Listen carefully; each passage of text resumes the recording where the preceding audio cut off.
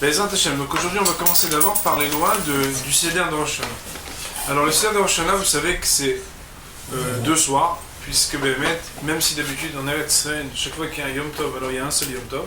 Le seul Yom Tov qui dure 2 jours, c'est Rosh Hashanah. C'est une singularité, c'est quelque chose de particulier, qui a des références dans la Lacha, et qui est pas simple. Le soir donc de Rosh Hashanah, il y a un Seder. Ce Seder-là, il faut savoir qu'il est mis des Rabbanan, il est dans le rabbinique. Donc ça n'a rien à voir avec l'importance de la Tfila de Rosh Hashanah et surtout de la Misa du Shofar qui est une Misa de Horaïta. La référence du Seder et du fait que on prenne des symboles alors que normalement on est une religion beaucoup plus du Sechel, de la réflexion et des règles strictes plutôt que juste des symboles. C'est une Gemara dans 2 endroits, une Gemara dans Rayot, une Gemara dans Chorot, c'est des informations qui sont accessoires. Mais c'est pour vous dire que c'est un chidouche qu'on prenne des symboles. A priori, quand on fait une mitzvah sechlit, intelligente. Quand quelqu'un il est trop dans les symboles, dans le symbolisme, alors à la limite on se dit mais qu'est-ce que ça a à voir avec la halakha? Il y a un Rav Shimshon Raphaël Hirsch qui avait à l'époque de la Scala, de l'émancipation, il avait écrit un livre qui s'appelle Amitzvot Kesemalim, qui s'appelait, je l'avais acheté il y a longtemps, je me rappelle ce faire, les mitzvot comme des symboles. À l'époque où les gens avaient besoin d'une autre approche de la Torah, parce que sinon ils allaient totalement délaisser la Torah, il avait pris halakha après halakha, dans mitzvah tzitzi, dans différentes mitzvot, pour expliquer le symbole de chaque détail de la mitzvah. Il n'en reste pas moins que d'habitude, on ne comprend pas ce que ça veut dire de faire des simanim. On fait maintenant des symboles, des gestes bizarres, on prend une date, on prend un... Alors il faut savoir qu'on a trouvé d'abord cela dans la Torah. Des cas où Béhémet, il y a eu des signes qui ont été faits et qui ont aidé. On dit par exemple, Vaï Kacher Gavar Moshe, donc quand Moshe, Ayamerim Yadav, quand Moshe il levait les mains pendant la guerre avec Amalek, alors le peuple gagnait. Quand il baissait les mains, le peuple perdait. Au point que vous savez qu'à un moment, ses mains étaient kvedot, elles sont devenues lourdes, alors sont venus d'un côté et de l'autre des hommes qui l'ont aidé à soulever ses bras. A priori, on se dit, mais quel rapport? Qu'est-ce que ça veut dire? Parce que tu lèves les mains, on gagne, tu baisses les mains, on perd. En tout cas, on voit qu'il y a un lien, une connexion entre un geste qui a priori n'a rien à voir avec l'incidence qu'il peut donner et cette incidence, cette conséquence. De la même manière, je ne sais pas si vous connaissez l'histoire de David et de Jonathan, où il fallait que de manière symbolique, quand Jonathan allait tirer les flèches, alors David comprenne, Béhémet, ça avait une incidence. Alors il faut savoir que Béhémet, on n'a pas besoin d'aller jusque-là, parce que, je ne sais pas si vous savez, mais quand Kadosh Baruch Hu a créé l'homme, il y a marqué, on utilise le mot Elohim. Elohim pour la création de l'homme. Et d'ailleurs, le mot Elohim, il est, depuis le début de la création, utilisé plus d'une vingtaine de fois, il me semble, même 26 fois, si je ne me trompe pas.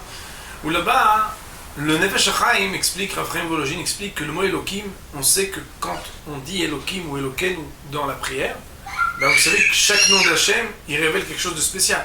Et que normalement, quand on dit Baruch Ata Hashem, Elokenu, pensez à des choses différentes. Hashem, c'est Aya, Ove Veyiye, celui qui est au-delà du temps, qui a sa réalité dans le passé, dans le présent et dans le futur. Elohim, c'est un nom d'Hachem qui veut dire qu'il est Baal HaYicholet Kula. C'est lui qui a l'omnipotence. Donc quand on parle de Elohim, c'est celui qui a un effet où il peut agir sur tout. Et on nous dit que quand l'homme il a été créé, on a utilisé le mot Elohim pour dire que l'homme, quand il agit dans ce bas monde, il n'agit pas que dans ce bas monde. Il a aussi un effet comme une réverbération de ses actes, ce qu'on appelle en français un effet papillon, ou ba'elionim, kemo ba'tachtonim, autant dans les sphères que l'on ne voit pas que dans le monde ici-bas, il y a, on va dire, un écho, une réverbération de ce que l'on fait ba'olam hazeh, c'est vrai dans toutes les mitzvot, les masses. Chaque mitzvah qu'on fait, on crée des mondes, et chaque avéra qu'on fait, Dieu préserve, bien on les détruit. Mais ça veut dire aussi que même là où on a l'impression qu'on fait rien, parce que ça récolte, tu prends une petite date, tu prends un petit quelque chose, des blés, tu prends de la courge, tu as l'impression que tu n'as rien fait. Mais c'est quoi, tu manges un petit béni, alors maintenant ça va changer leur olam? Ça n'est pas vrai. Parce que Béhémet, il y a ce qu'on appelle, la Gemara nous dit, simana miltaï. Le fait de signifier quelque chose, ça a une valeur. C'est plus difficile de transmettre ces idées-là dans un cours pour hommes que pour un cours pour femmes. Parce que les femmes, elles savent ce que ça veut dire le symbole. Un petit quelque chose, un petit détail. Il y a quelque chose qui a son sens, même quand ça a l'air anodin. Après cette petite introduction pour dire que Béhémet...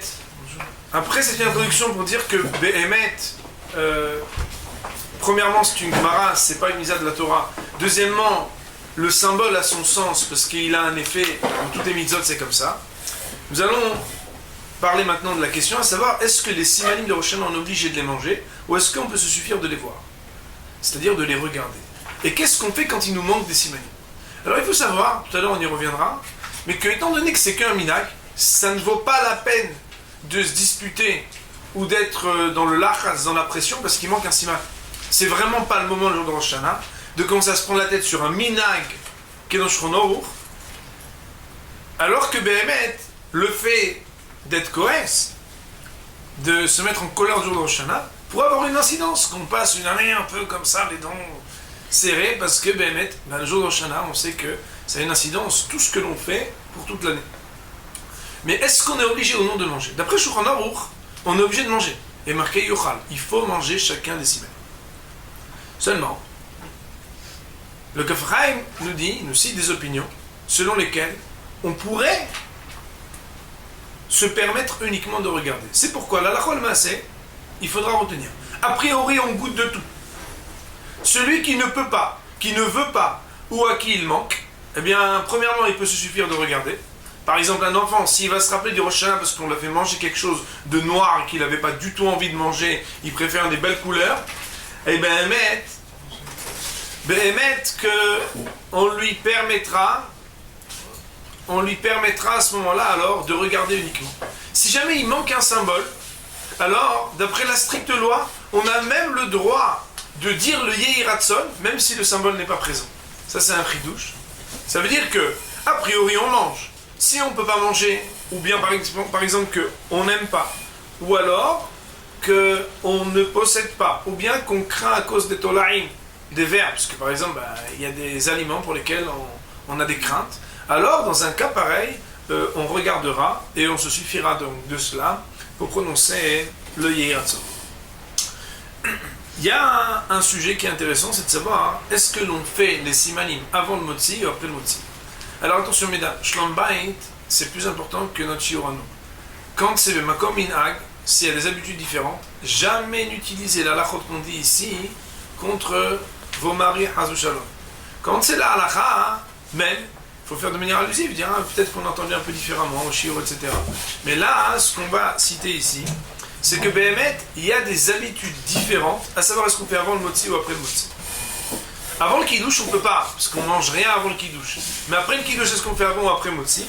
L'habitude la plus répandue, c'est de faire après le motzi. Et c'est ainsi que Rabbi Yoshim, Zecher Tzadik Livracha, avait dit qu'il était préférable de faire, et c'est bon nombre d'habitudes comme ça. On dit que Rabbi Shalom Messas aussi, pour le Marocain, disait que c'était mieux de faire après le motzi. Il n'en reste pas moins qu'il y en a qui le font avant, pour différentes raisons qu'on ne va pas maintenant évoquer, mais Nahara ou Pashte, chacun selon son habitude.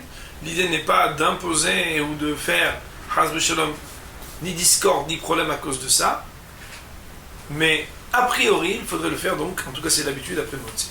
Nous allons maintenant, B'ez Hashem, définir quels sont les symboles qui sont ramenés dans le Shulchan Aruch et dans le Rama, donc le posek des Sfaradim et ce qu'ajoute le Rama, donc qui ajoute les annotations des Ashkenazim, qui sont d'ailleurs retenues la Lachol Maaseh pour le soir du Seder. Et ensuite, nous parlerons des choses qui ne figurent pas dans la halacha, mais le minhag est de les manger. Donc d'abord, on va commencer, B'ez Hashem, par définir donc les différentes espèces. Pour l'instant, ça sera un loto dans le désordre, on peut dire tiens c'est, parce qu'il y a plus que 10 numéros. Et après, B'ez Hashem, on verra que l'ordre aussi, il diffère selon les habitudes. Juste, il y a quelque chose qu'on n'a pas dit qui est très important, c'est pourquoi on ne fait pas les simanim toute l'année? Après, c'est sympathique, chaque semaine, on prend des dates. En réalité, il y a un sujet qui est toujours récurrent dans le Maharal, par exemple, notamment, qui dit que Akol olech achat hala. Tout va d'après le début. On le voit dans la vie quand on commence bien les choses. Alors après, comme c'est marqué, Tov achari davar mereshito, il y a un verset qui dit la suite est toujours mieux que le début. Mais quand est-ce? Si ça commence bien, alors ça sera mieux. Mais malheureusement, si ça commence mal, alors c'est pas évident. C'est pour ça que le début, il faut le commencer bien. On sait que dans une maison, par exemple, on ne rentre pas la nuit. On ne ménage pas la nuit. Parce qu'il y a marqué Kito, il faut rentrer quand c'est bon.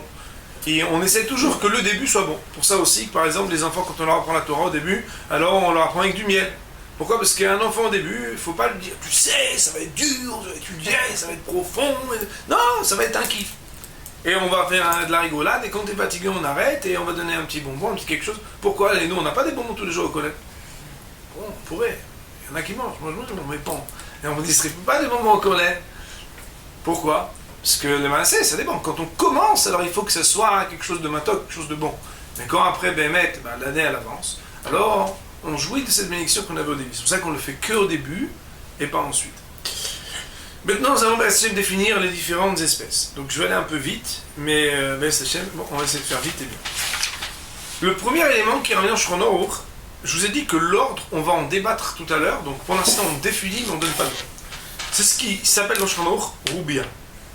Roubia, alors, il y en a qui disent que Roubia, c'est ce qui, en arabe, s'appelait Loubia. Et donc, c'est les haricots blancs. Mais il y en a qui disent que, Roubia, on prend des grains de sésame. L'idée, c'est d'utiliser le langage Yirbou. Vous savez que chacun des Yiratson, des prières qu'on fait juste après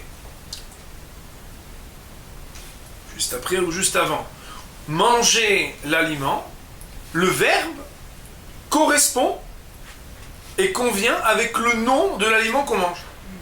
Tout à l'heure, on verra que même s'il y a par exemple des aliments en français qui ressemblent à même des mots en hébreu, hier par exemple, j'ai vu dans un vieux marzor, quelqu'un m'a offert pour ma mitzvah, j'ai vu qu'il y avait là-bas, vous prendrez du basilic et vous direz, zizalekou, je sais pas. Ils ont trouvé des correspondances, même d'homonymes, mais pas du tout sémantiques, aucun sens. Mais c'est juste pour faire concorder un mot avec un mot en hébreu dans le Yiratson. C'est pour ça que le mot Roubia, étant donné qu'il y a Loubia qui se dirait Roubia en hébreu, mais qu'il y a aussi le sésame qui correspondrait à Yirbou, qu'il se multiplient nos mérites, alors il y en a qui prennent de haricots blancs, il y en a qui prennent du sésame, chacun selon son habitude. Je pense qu'il y en a qui préfèrent la loubia, c'est pour ça qu'ils préfèrent un minag à l'autre. Chacun selon... On verra que les légumineux, normalement, on verra tout à l'heure, parce qu'on va parler aussi des aliments qu'il faut éviter de manger. Tout ce qui est légumineux ou qu'on a du mal à digérer, alors il faudra de toute façon les éviter. Mais bien entendu, quand on parle des simanim, il ne s'agit pas de servir un plat de loubia à chaque personne pour faire les simanim. Mesdames, même s'ils en réclament, vous leur dites, un peu plus tard, on servira un plat. Pour l'instant, c'est juste... Maintenant, il y a un deuxième symbole, c'est karti. Karti, ça veut dire le poireau. Karti, on va dire, ikartu sonen. Ikartu, ça veut dire qu'il soit écarté, éradiqué. Il y a un rave qui a posé la question, qui a dit, si on prend quelque chose et qu'on dit ikartu sonen, ça veut dire qu'en réalité, l'aliment qu'on prend, il parle des ennemis. Ikaretu sonen. Pourquoi on ne prend pas un aliment encore plus mauvais? Comme ça, on dit, comme ça, ils vont être totalement escatés, nos amis. On prend quelque chose de dégoûtant, on dit, qui soit exactement la même chose que ça. Alors ils disent, Razal, ils disent, non, le karti, il est doux. Le karti, il est sucré. Alors cet aliment-là, on le prend pour deux choses. Juste manger quelque chose qui soit mauvais que pour nos ennemis, on ne l'aurait pas fait. On prend quelque chose pour que ça soit bon pour nous et mauvais pour nos ennemis. C'est pour ça qu'à la fois, quand on le mange nous, c'est quelque chose qui a une douceur, mais quand on prononce le Yiratson, on demande qu'Akadosh Baruch Hu, il écarte. On utilise après le symbole de silka. Silka, on traduit les blettes. Isalku, ça veut dire qu'ils soient aussi écartés. Tmarim, les dates. Ça, tout le monde s'en rappelle. Kra, qu'on écrit Kouf, Resh, Aleph, ça va être la courge. Même si Behemet, le Yehi Ratson, alors les Tunisiens, ils en font des petits beignets, ils ne mangent pas la courge comme ça se fait pas. En Tunisie, il faut manger avec un peu d'huile, un petit quelque chose pour que ce soit meilleur. Donc la courge, normalement, vous savez que le Yehi Ratson, c'est Ikara'u, qu'il soit déchiré. Pourtant, Kra, ça s'écrit Kouf, Resh, Aleph. Et Ikara'u, c'est avec un Aïn. Alors on sait que certaines lettres s'interchangent. Par exemple, les gutturales, Ah, Aleph, Het, He, Aïn, peuvent s'interchanger. Quand c'est des lettres qui viennent de la gorge. En tout cas, ici, en l'occurrence, quand on dit Kra, il ne faut pas être étonné de voir que le verbe du Yiratson, où on parle quelques jours où il déchire les mauvais décrets, il n'est pas exactement écrit de la même manière que l'aliment que l'on mange. Tapouah, bitvache. C'est triste parce que le symbole qui est sur les calendriers de la nouvelle année, c'est toujours des pommes dans le miel, alors que Le jour de Rosh Hashanah, même si on mange la pomme dans le miel, il y a plus de larmes qui coulent que de miel, normalement, le jour de Rosh Hashanah. Donc il faudrait quand même se rappeler un peu plus du din, de la rigueur du jugement, que de la douceur de la pomme qu'on va mettre dans le miel. Il n'en reste pas moins que dans les calendriers, c'est comme ça. Au lieu de mettre un chauffard, dans bon nombre de calendriers, en particulier des calendriers qu'on peut voir un peu partout, alors c'est la pomme dans le miel, cette fameuse pomme dans le miel. Les Maaseh, vous savez qu'on dit le Yiratson, qu'on est une Shana Tova ou Metuka. Donc, je pense que c'est une des phrases qu'on connaît le mieux concernant la fête de Rosh Hashanah. Les grenades, Rimoni, donc c'est ramené dans le rameau, c'est ramené dans la halakha, de manger des grenades. Il faudra faire attention par contre que les grenades ne soient pas trop acides. Alors, quitte à goûter, puisque d'après la halakha, goûter avant c'est pas très grave, hein, parce que s'il y a acide, on va voir que des choses acides, normalement il faut éviter de les manger. Donc il faut savoir choisir les grenades. C'est vrai que les pastèques, on voit comment ils font. Les grenades, je ne sais pas comment on choisit de les mettre. Les blanches. Donc vous avez le conseil. Plus c'est blanc, plus c'est doux. Bassar chamen, de la viande grasse. Et kol minimetika, toutes sortes de douceurs. Ça c'est ramené dans la halakha, mais c'est pas défini. Il y en a qui vont prendre, je sais rien, des petits chocolats, il y en a qui vont prendre toutes sortes de choses, des douceurs. C'est important d'avoir des douceurs à sa table. Enfin, et il ne faut pas l'oublier parce que c'est la tête de tout, c'est le rosh keves. Rosh keves, ça veut dire la tête d'agneau. Pourquoi la tête d'agneau plus qu'une tête de poisson? La tête d'agneau, elle permet de faire deux choses. Premièrement, de parler de la tête et pas que, donc rosh velezana. Deuxièmement, l'agneau, il rappelle le bélier d'Yitzhak. C'est pourquoi, faute d'avoir une tête d'agneau, on utilisera une tête de poisson. Mais il n'en reste pas moins que certains, par exemple, vont jusqu'à prendre un petit peu d'agneau, même s'ils ne peuvent pas avoir la tête. Vous imaginez qu'il n'y a pas tellement de tête. Il y a beaucoup plus de viande pour chaque agneau que tête. Il n'a qu'une tête, mais il a deux bras. Il n'a qu'une tête, mais il a... Vous voyez? Donc c'est compliqué. Si tout le monde dit bonjour, je veux une tête d'agneau, ou même une partie de la tête. Alors il y en a qui, même quand ils prennent une tête de poisson, ils mettent un petit peu de viande d'agneau. Pas loin. Pour pouvoir faire en sorte d'être yotse des deux zechirot, d'être acquitté des deux rappels. Premièrement, le rappel qui s'appelle la tête et pas la queue. Deuxièmement, d'avoir quelque chose qui rappelle le souvenir du bélier de Yitzhak. On y reviendra tout à l'heure sur Yitzhak. Donc ça, c'est la définition des différents simanim, donc des différentes choses qui signifient le soir de Rosh Hashanah, donc du Seder de Rosh Hashanah.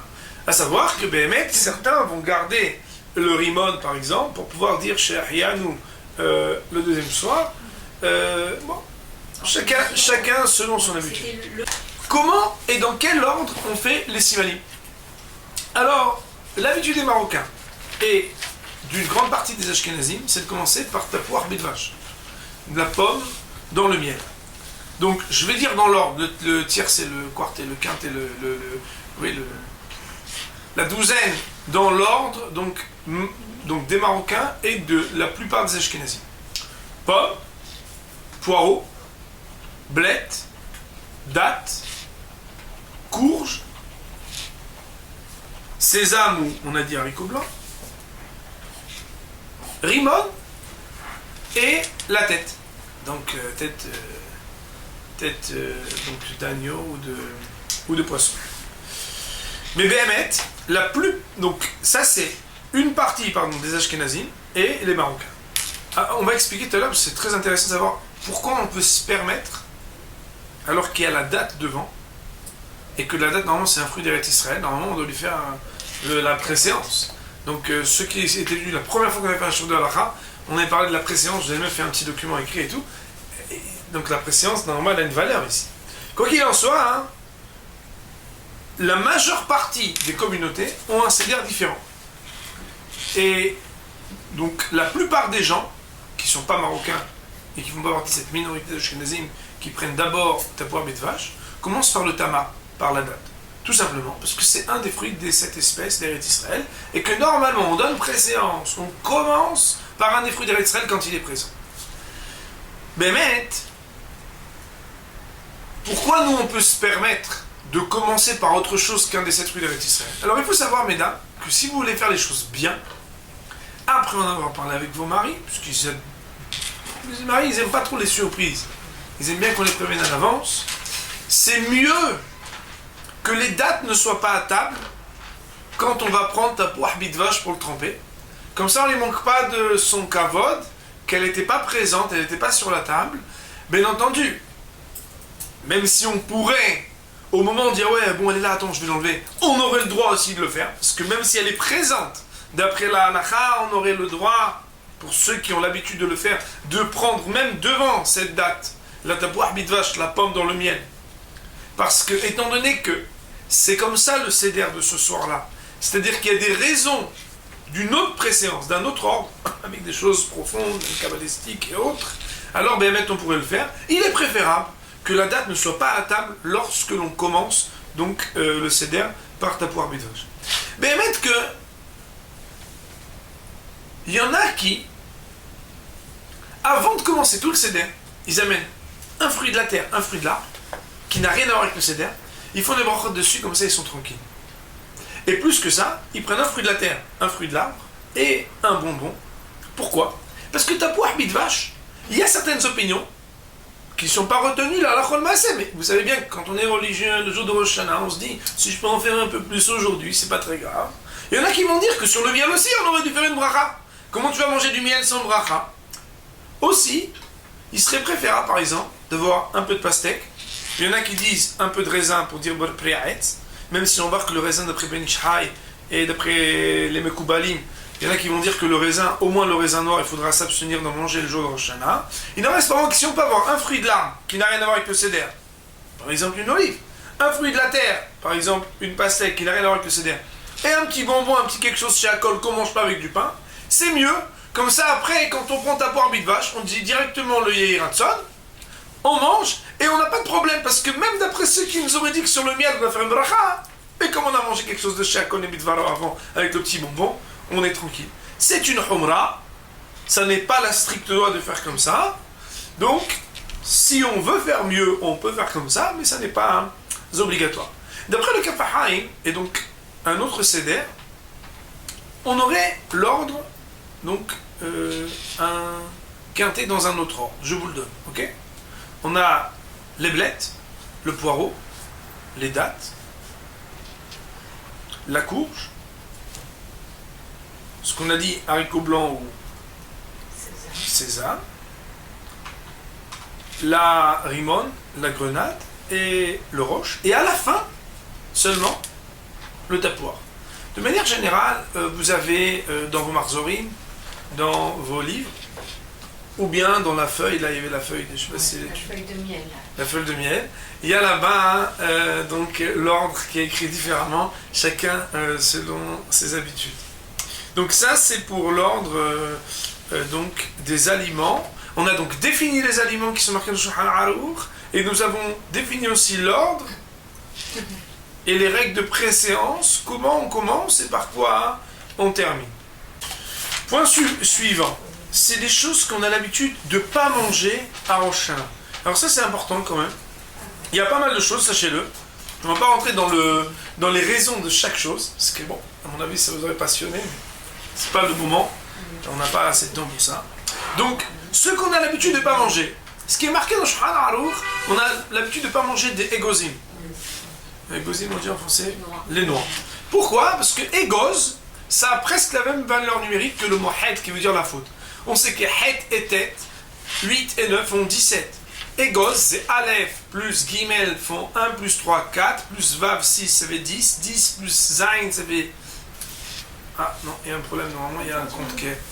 Aleph, Gimel, Vav, Zain. 1 plus Gimel, 3 font 4, 4 plus Vav font 10, 10 plus Zain font 17. Ah pourtant, Het s'écrit Het, Tet et Aleph. Ça veut dire que normalement on devrait tomber sur le compté bon de 18 et pas 17, parce que Het et Tet font 8 et 9, 17, plus le Aleph on fait 18. Il y a ce qu'on appelle dans les Gematriot, ce qu'on appelle le Kolel. Kolel c'est quoi?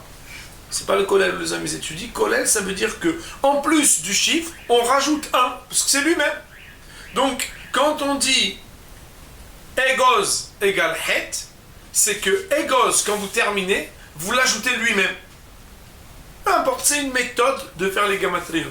Il en reste pas moins que le Egoz, on ne mange pas de Egoz durant le Rosh Hashanah. Quand on dit durant, ça veut dire toute la fête de Rosh Hashanah. les fèves ou les légumineux, on s'abstient de les manger. Donc les fèves et les légumineux, normalement, il faut s'abstenir de les manger. Les fèves, on les met à table. C'est dans la feuille du CDR. Dans la feuille du CDR. Écoutez, moi je vous dis ce que j'ai vu écrit, je ne viendrai pas attaquer la feuille de miel. Hein? Oh, mais c'est pas. Ça veut dire, c'est marqué, bien écrit. Mais non, il est possible. Si, excusez-moi, mesdames. Il est possible que dans la mesure où c'est pas en grande quantité, ici l'idée, c'est de pas faire un repas. Donc, égos, comme c'est la faute, on m'écarte totalement. Peut-être que si c'est des fèves juste pour goûter, alors ça serait pas la même loi. Mais sur les fèves. Oui, je vous l'apporterai. Donc on nous dit ici que le minhag des Tunisiens c'est de manger des fèves. Certainement peut-être que ça voudrait dire que pour pouvoir dire chez Hippolou, parce que le mot poule qui veut dire fève, ça peut permettre de dire les Iranson qui tombent, nos ennemis, etc. Alors ben mais tu n'auras pas de problème de le faire en tant que siman pour goûter, mais en tout cas de faire un repas dessus, étant donné que c'est pas aussi digeste et que ça peut amener après à être dérangé durant la tefila qui est très longue à Rosh Hashanah, pour la fève et le légumineux qui sont dits ensemble, la raison première, c'est qu'on pourra arriver à avoir un problème donc dans la digestion. Donc on pourrait comprendre que ça veut dire que ça dépend de la quantité. Les raisins noirs, d'après les Mekoubalim, il ne faut pas les manger. Tout ce qui est piquant, tout ce qui est amer, alors là, je vais vous dire un hidouche que j'ai vu hier, je n'avais jamais vu, que il y en a qui disent, et c'est des grands amis harim, disent qu'on ne mange pas de poisson normalement à Rosh Hashanah. Pourquoi? Parce que Alpi Kabbalah, on dit que Dagim, Daga, Lashon de Aga, ça parle de l'inquiétude. Et donc pour passer une année sans inquiétude, on s'abstient normalement, si on veut honorer cette opinion Alpi Kabbalah, il est mieux de s'abstenir de manger des poissons. Bon, mais non, les maaseh, il y a une exception, c'est si c'est Shabbat, Rosh Hashanah qui tombe Shabbat, où il y en a qui ont l'habitude, Orchen Dag, Midag, Mitzol Midag, celui qui mange le Dag, donc du poisson, Bedag, le jour du Dag, Dalet et Gimel égale 7, donc 4 et 3 font 7, c'est le jour du Shabbat. Nitzol Midag est épargné Midino Shel Geinam, Dalet Gimel c'est Dino Shel Geinam. Il y en a qui ont l'habitude de manger du poisson, donc même à tous les repas donc, du Shabbat, pour profiter et être totalement épargné du Dino Shel Geinam, donc de l'enfer, Balminan. Alors Behemet, dans ce cas-là, s'ils ont l'habitude Shabbat, c'est Rosh Hashanah Shabbat, alors ils pourront sans aucun problème profiter donc du Shabbat qui les protège et garder cette habitude. Il en reste vraiment que, a priori, il est préférable de ne pas manger du poisson le jour donc, de Rosh Hashanah. Maintenant, des aliments qui sont vinaigrés et donc, comment on appelle ça? Amers ou acide, il faut éviter. Ensuite, un fruit qui n'est pas mûr, il faut s'abstenir de le manger à Rosh Hashanah. Et enfin, tsnoni, donc des petits radis, vous savez, qui sont piquants. Alors ça, il faudrait totalement s'abstenir. Ça veut dire que même celui qui aime bien le piquant d'habitude, d'ailleurs il y a des Marocains quand on demande c'est piquant, ils disent non, et quand après on se brûle, il dit non, c'est pas piquant, c'est pas ça piquant. Tu n'es pas encore tombé par terre, c'est pas piquant, c'est quand... Donc il faut, à Rosh Hashanah, il faut manger des choses douces, et il faut s'abstenir donc de manger des choses donc telles qu'on a... tout ce qu'on a cité. Maintenant, quels sont les aliments autres que les simanim qu'on a l'habitude de manger à Rosh Hashanah? Alors, il y a une habitude, bon, il y a des Tunisiens qui mangent tous les jours, je pense, mais il y a une habitude de manger de l'huile d'olive, parce que comme c'est bon pour le zikaron, pour la mémoire, et que c'est Yom HaZikaron, donc un des noms de Rosh Hashanah c'est Yom HaZikaron, il y en a qui disent c'est bon de manger de l'huile d'olive. Mais il y en a qui disent que comme elle est amère, alors il ne faut pas en manger au point que ça soit amer. Parce que l'huile d'olive, c'est quelque chose qui, malgré tout, même si ça a l'air très doux, la Gemara, elle dit que c'est quelque chose qui peut engendrer des dommages. On a l'habitude, à Rosh Hashanah, de faire le motzi avec du miel ou du sucre. Alors, il faut savoir que l'habitude, c'est que, normalement, c'est comme ça, que bon nombre de décisionnaires font, c'est que non seulement d'abord on trempe dans du miel, mais ensuite on trempe aussi donc, dans du sel. Et cela, non seulement la première Séouda du Seder, mais aussi durant toute la journée de Rosh Hashanah, mais aussi il y en a qui disent qu'on va jusqu'à Behemet, que les Shabbatot jusqu'à Yom Kippour, jusqu'à Sukkot. Pourquoi? Parce que tout cela, ça fait partie donc des moments où on peut être jugé, puisque vous savez que jusqu'à Rosh Hashanah Rabbah, alors Behemet, c'est Pitkatava, comme disent Ashkenazim, c'est le moment où désormais on a son petit ticket et on a eu les délibérations totalement terminées. C'est bon de manger des kishouim, des courgettes, le jour de Rosh Hashanah. C'est bon de manger des yeux. Attention, des yeux, vous avez compris, de poisson ou bien de... Pourquoi? Parce que comme ça, il y en a même qui font des yiratson avec les yeux, pardon. Pourquoi? Parce qu'ils demandent à Kishouim qui nous ouvre les yeux dans la Torah, qui nous fait voir des choses. Donc il y en a qui ont l'habitude. C'est bien de manger de la langue, c'est bien de manger de la citrouille, et c'est bien de manger des aliments dont le nom est un bon nom, même quand c'est dans d'autres langues. Ça veut dire que quelle que soit la langue, à partir du moment où c'est un nom qui sonne bien, alors c'est bien de manger en Rosh Hashanah. Bien entendu, s'il sonne bien mais qu'il est amer, alors le maasé, on parle qu'il sonne bien et qu'il a les qualités donc requises pour pouvoir faire partie de la soirée du Seder. Nous allons enfin, pour terminer donc les lois sur le Seder, parler des règles de comportement à la table de Rosh Hashanah. Donc, à la table de Rosh Hashanah, même s'il n'y a pas de misère de prendre un cachet d'exomile avant, il faut être très calme durant les repas et durant la journée de Rosh Hashanah. Parce qu'en réalité, c'est comme si on calquait sur ce qui s'est passé de manière microcosmique à Rosh Hashanah, ce qui va après être mitpochette, s'étendre sur l'année. Donc, mieux vaut pas trop s'énerver, il faut être détendu. C'est important normalement d'étudier la Mishnah de Masechet Rosh Hashanah pour les messieurs à la table de Rosh Hashanah. Une petite remarque, c'est que les Yehiratson qu'on fait, la halakha wal maaseh, il n'y a aucun problème de les dire avec le nom d'Hachem, véritablement.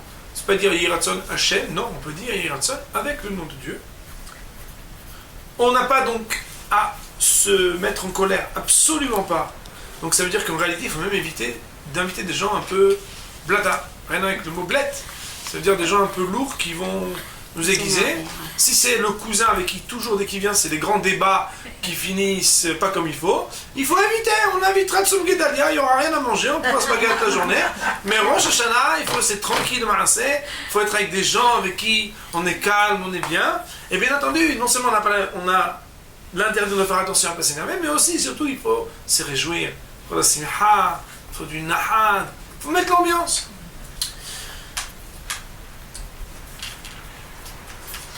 Voilà donc Be'ez Hashem pour le tour, on va dire, pas dire de toutes les halachot, mais en tout cas, globalement, des règles qui concernent le Seder du soir, donc, et des soirs de Rosh Hashanah. Baruch Adonai Le'olam, Amen ve'Amen.